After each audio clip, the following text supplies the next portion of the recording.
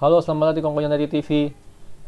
Brighton 0, Manchester United 3. Kita berhasil lolos ke dua babak quarter final di Carabao Cup, ya, Piala Kerbau. Gol kita diciptakan oleh Scott McTominay, assist dari Juan Mata. Sebentar saya tunjukin assistnya nih. Assist dari Juan Mata. Terus kita ada Juan Mata dari Donny van de Beek, ya kan, dan juga Pogba ya dari free kick ya dia ngegolin ya. Um, Secara performa menurut saya cukup bagus ya permainan kita ya, nggak sejelek yang inilah minimal nggak sejelek pasti Premier League kemarin pas lawan Brighton ya, tapi ini perlu dicatat ini adalah tim cadangan lawan tim cadangan ya, jadi bukan tim inti lawan tim inti ya. Emang biasanya Piala Kerbau orang kebanyakan main tim cadangan, nggak mainin tim inti. Kita lihat line up yang dipilih oleh ya, Dean Henderson mainnya bagus ya, ada minimal 2 penyelamatan yang dilakukan oleh dia ya. Menurut saya sih ini bukan masalah De Gea versus De Gea atau Dean Henderson. Cuman kalau saya bilang sih untuk tahun ini dia kayaknya sih cukup oke ya untuk sebagai pelapisnya dulu De Gea gitu loh. Karena De Gea juga makin tua kan, kalau nggak salah tahun depan dia 30 tahun, bener nggak? Jadi menurut saya sih Dean Henderson oke untuk jadi pelapisnya De Gea untuk sementara ini. Tapi dia mainnya bagus ya. Dua penyelamatan yang dilakukan itu bisa gol itu kalau Romero ya mungkin ya. Tapi ya gitulah, saya bilang Dean Henderson bagus mainnya. Brandon Williams dan Diogo Dalot oke ya, nggak terlalu bersinar banget ya. Cuman Brandon Williams ya, mereka ada satu doang sih kesempatan kayak Brandon Williams, ada satu passing yang bagus ya, yang bisa yang bikin link up play ya sama Mata sama Igalo, tapi Igalo nggak bisa konversi ya. Dan Dalot pun juga ada satu crossing yang cakep banget ya. Menurut saya gini, kita ngomongin Dalot sebentar nih. Dalot lawan Wan Bissaka ya, minimal kalau saya bilang lawan Bissaka itu, Bissaka kita tahu defendingnya bagus ya. Dalot defending, tackling, marking segala macam mungkin dia kurang dari Bissaka. Cuman dia punya positioning lebih pintar dari Bissaka ya. Kita lihat kemarin pas lawan Brighton kita ada kebobolan dari wing play, tapi itu kelihatannya kesalahan Bissaka jadinya kalau saya lihat sekarang permainan hari ini, karena Dalot positioningnya nggak mepet banget gitu, nggak masuk banget ke kotak penalti. Dia rada lebar sedikit untuk jaga, kalau ada pemain masuk tiba-tiba dari sisi itu dia bisa cover ya. Jadi positioning Dalot menurut saya cukup bagus ya, cuman tetap aja dia mainnya biasa aja sih, pokoknya dia mainnya bagus, cuman dia positioningnya lebih pinter kalau saya bilang daripada Van Bissaka. Dan juga jelas dia punya crossing ya, itu lebih bagus dari Van Bissaka ya. Ada satu crossing yang siapa yang pun sundul ya, saya lupa deh, itu udah telak banget ya itu ya, kalau dia nyundulnya bener tuh harusnya gol gitu ya, karena itu crossing cakep banget. Kalau nggak salah Pogba yang nyundul ya, atau siapa ya, kayaknya Pogba ada yang nyundul, tapi nggak ya, akhirnya miss gitu kan dia nyundul. Cuma itu dia bisa jadi dia hampir asis gitu intinya sih kalau saya bilang ya. Cuman Dalot sama William mainnya kurang gitu bagus. Dari sektor back yang saya perlu ngomongin ya, partnership Bailey dengan Lindelof ini kayaknya cukup bagus ya kalau saya lihat ya, cukup solid ya. Saya nggak tahu mereka solid nggak untuk ngadapin bola-bola atas tanpa Maguire, tapi mereka ini cukup solid gitu untuk bekerja sama. Mungkin lebih bagus kali ketimbang Lindelof Maguire atau Maguire Eric Bailey ya, mungkin karena mereka berdua sama-sama gesit ya atau apa ya, dan Bailey orangnya cukup agresif saya lihat nih ya. Suatu hal yang kalau menurut saya kan, kayak kalau Maguire kan nggak gitu agresif ya, mungkin karena dia juga lambat. Bailey ini cukup agresif gitu loh. Lindelof juga kurang gitu agresif, tapi Bailey ini cukup agresif. Saya bilang nih cukup, ini dua kalau dipartnerin minimal ya pas untuk lawan cadangan Brighton tuh tadi sih kelihatan ada prospeknya nih berdua nih kalau saya bilang. Ya oke, kita lanjut ke Fred dan McTominay. Mereka berdua nggak main bagus ya, dan juga nggak main terlalu jelek banget ya saya bilang ya.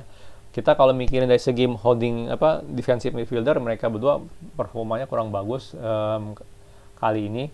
Cuman saya bilang partnership Fred dengan Scott McTominay itu lebih jalan sih ketimbang Pogba dengan McTominay atau Pogba dengan Fred ya. Kalau saya lihat kalau Fred maju, Scott McTominay mundur gitu, tetap tahan di situ. Kalau mau McTominay maju, Fred tetap tahan di belakang. Jadi mereka ini saling golang ganti gitu kalau saya lihat tuh. Jadi mereka lebih, ya mungkin karena mereka sering main bareng ya pas saat Pogba cedera ya, selama berapa tuh, 6 bulan ada kali ya musim lalu. Tapi mereka berdua nih kalau ditandemin di berdua nih lebih cocok kalau saya bilang ya. Kalau dia ditandemin sama Fred atau McTominay ditandemin sama Pogba, pasti kan ekspektasinya oleh adalah Pogba yang selalu maju. ya kan, Fred atau McTominay yang selalu di belakang gitu kan, jaga kan. Jadi itu menurut saya jadi sedikit lemah gitu karena mereka bukan defensive midfielder. Ya, mereka bukan gitu ya. Jadi saya bilang ini berdua kalau kita tandemin menurut saya lebih oke ketimbang Pogba yang main gitu sama salah satu mereka gitu ya. Menurut saya sih lebih oke. Cuman ya mereka main kurang gitu bagus sih kali ini karena banyak banget ball possession yang lost dari mereka ya. Walaupun McTominay ngegolin tetap aja performanya saya bilang nggak gitu kelihatan di sini. Dan James akhirnya dimainin di kiri. Menurut saya dia main nggak bagus ya, mengecewakan lah kalau saya bilang ya. Tapi dia lebih natural di posisi itu, jauh lebih natural di posisi itu. Ya dia di kiri ini jauh lebih natural. Kenapa? Karena dia pakai kaki kanan selalu. Ya pakai kaki kanan ya dia bisa nusuk ke kotak penalti lebih bagus ya. Cuman sayang ya menurut saya juga ada andil Brandon Williams itu loh. Brandon Williams-nya kayaknya chemistry-nya kurang ada dengan Dan James itu ya untuk one two atau untuk saling support lah, bener nggak? Jadi saya bilang sih dia mainnya kurang bagus sih, tetap aja sih. Ya, cuman dia lebih natural lah, jangan mainnya di kanan lagi, Lingard di kanan aja lebih bagus di sana dia. Ya dan James kiri itu lebih cocok saya bilang. Ya. Van de Beek ngomongin performa Van de Beek rada susah ya. Kenapa? Karena dia babak satu menurut saya sih kurang banyak pergerakan ya dia Van de Beek ya.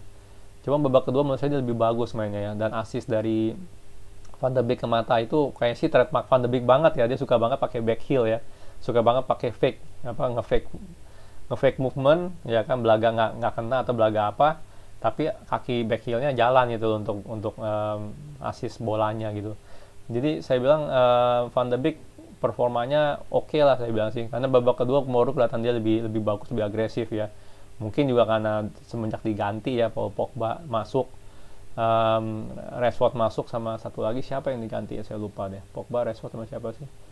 Sama sama Lingard. Oh Lingard terakhir ya kalau nggak salah. Pogba sama Rashford dulu, saya lupa deh. Pogba sama Rashford masuk dulu tuh di menit 60-an. Nah itu Van de Beek jadi beda mainnya ya. Mungkin ya gitulah, mungkin sekeliling dia yang mengecewakan dia ya. Dan James sama Igalo ini mainnya jelek ya, jadi makanya dia performanya kurang bagus ya kan. Igalo, Dan James, Fred, McTominay performanya kurang bagus, makanya dia jadi ya harus bekerja keras sendiri ya kan, bareng Mata ya, benar nggak? Jadi ya kalau saya bilang dia oke lah mainnya sih ya, cukup bagus lah. Setelah ada pergantian dia bagus ya. Juan Mata man of the match udah pasti ya, udah pastilah ya. Dia nggak walaupun dia nggak gesit, tapi dia permainannya pintar, itu aja sih yang saya bisa bilang ya. Assist dia dari free kick ya ke Scott McTominay itu delivery yang bagus sekali, dan finishing yang bagus sekali di gol kedua dia ya. Di golnya dia itu finishingnya bagus lah setelah assist dari Van de Beek ya. Juan Mata udah pasti man of the match. Igalo hancur hancur parah nih orang. Dia cuma dapat satu chance doang bagus ya, itu dari yang saya bilang Brandon Williams pass through ke Juan Mata, kalau saya lupa atau gimana itu. Pokoknya mulai awalnya dari Brandon Williams deh ke Juan Mata atau gimana, Juan Mata masuk ke Igalonya nggak bisa finishing ya. Tapi Igalo sama pertandingan juga kayak nggak ada gunanya itu orang, parah loh itu deh ya. Januari dia punya kontrak habis, saya bilang mendingan udah dilepas aja lah, balik ke Cina ya, ke Shenhua ya kalau salah ya. Kelasnya beda loh bener loh Igalo nih ya. Saya rasa Januari ini tergantung lah ini kita beli siapa ya, transfer ini ya. Januari saya rasa kita bakal beli striker nih buat pelapis atau minimal buat bersaing ya dengan Martial ya, karena Igalo ini bukan backup yang bagus juga ya. Awal-awal dia bagus bener nggak, setiap kali gantiin dia ngegol. Cuman kita udah lihat kualitasnya sekarang ini seperti apa Igalo itu gitu loh ya. Semenjak setelah lockdown itu dia udah makin turun performanya, makin turun. Jadi Igalo nih jelek banget mainnya. Van de Beek ya kasihan juga gitu loh, bener nggak, mau ngapain juga susah gitu kalau sekeliling dia mainnya jelek ya. Jadi paling itu doang ini. Oh ya, saya harus ngomongin juga Pogba pas masuk ya. Ini orang masih kena efek COVID kalau saya bilang ya. Dia main cuma berapa puluh menit aja kayaknya udah ngap gitu loh ada di menit ke 70 atau 80 ya, ada video kamera nyorot ke dia. Dia itu udah kayak ngos-ngosan gitu. Kan nggak mungkin gitu loh untuk seorang Paul Pogba baru main berapa puluh menit doang itu langsung ngos-ngosan. Ya, dia winger aja bukan gitu. Jadi artinya dia bukan yang sering lari atau gimana, bener nggak? Ini feeling saya sih dia bener-bener loh masih ada efek COVID loh kalau saya bilang. Ya, karena itulah saya kaget banget pas ngeliat itu bener deh. Di menit 70 atau 80 ada disorot ya. Ngap gitu, saya kaget ngeliatnya. Wah, kok baru main bentar untuk seorang Paul Pogba udah ngap-ngap begitu ya. Semoga aja saya salah ya, karena ya COVID ya kan satu hal yang jahat ya. Jadi semoga aja dia benar-benar sembuh lah. Ya kan? Jangan sampai sakit kan, kasihan gitu loh. Teman ya gitulah kalau saya bilang dia belum siap banget sih untuk main bola lagi sih, jujur aja sih. Mendingan diistirahatkan dulu seminggu 2 minggu nggak apa-apa lah. Ya kita ada Van de Beek gitu. Jadi saya pengen lihat nih Van de Beek untuk ganti posisi Pogba bisa nggak? Itu pertanyaan saya. Karena selama ini kan Van de Beek selalu dijadikan pengganti posisi Bruno, ya kan? Bener nggak? Jadi kalau dia ganti posisi Pogba, bagus nggak? Chemistry-nya Van de Beek dengan Fred atau McTominay atau Matic bagus nggak? Itu saya pengen lihat juga gitu. Jadi semoga sih pas lawan Tottenham yang turun tuh Van de Beek gitu, bukan Pogba. Ya, jadi itu yang saya pengen lihat sih. Ya, oke, sekilas itu analisa saya tentang pertandingan Brighton melawan Manchester United. Kalau suka jangan lupa like dan juga subscribe, oke? Thank you for watching.